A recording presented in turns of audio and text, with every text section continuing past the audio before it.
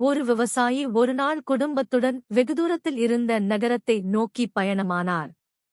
2ஆம் நாள் உச்சிவேளைக்கு சாலை ஓரத்தில் இருந்த ஒரு பெரிய ஆலமரத்தின் அடியில் தங்கினர். அங்கே இரவு வரை தங்கி இளைப்பாற தீர்மானித்தனர். விவசாயி எப்போதும் சுறுசுறுப்பாக இருப்பவர். அவரால் சும்மா இருக்க முடியவில்லை. அதனால் ஓய்வு எடுக்கும் நேரத்தில் கயிறு திரிக்கலாமே என்று நினைத்தார். தன் மூத்த மகனை அனுப்பி கொஞ்சம் சணல் நார் வாங்கி வரச் சொன்னார். 2வது மகனை அனுப்பி காய்கறிகள் வாங்கி வரச் சொன்னார்.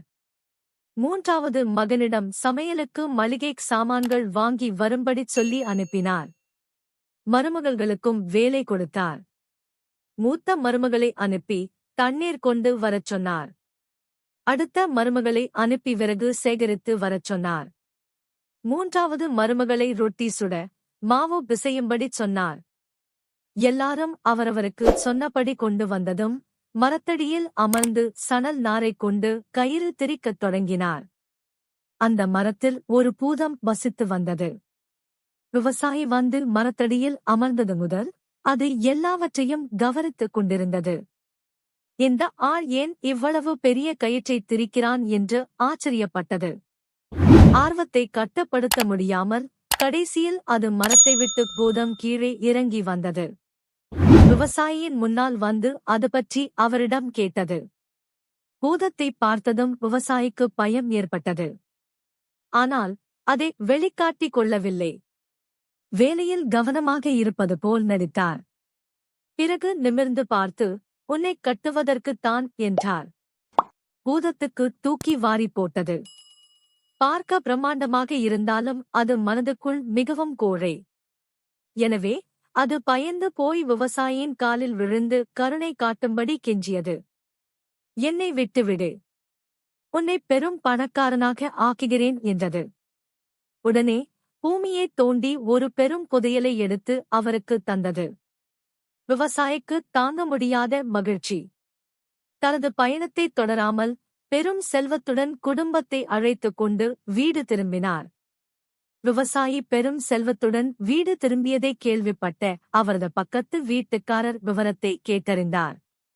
தானம் அந்த பூதத்திடமிருந்து பெரும் செல்வத்தை பெற்று வர வேண்டும் என்று பேராசை கொண்டார்.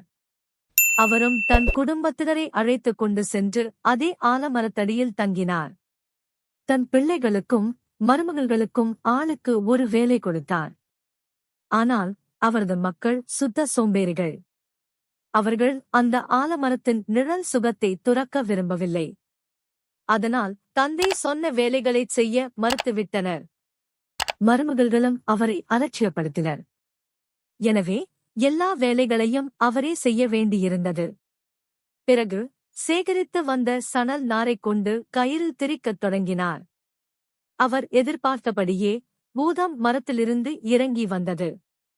அவர் முன்னால் வந்து, இந்த கயிற்றை எதற்காகத் திரிக்கிறாய் என்று பூதம் கேட்டது. உன்னை கட்டுவதற்குத்தான் என்றார் அவர். பூதம் சிரித்தது. விவசாயிக்கு பூதம் பயப்படாமல் சிரிப்பதைக் கண்டு குழப்பம் ஏற்பட்டது. ஆகஸ்டு, நீ பயப்படவில்லையா என்று கேட்டார். நான் ஏன் பயப்பட வேண்டும்?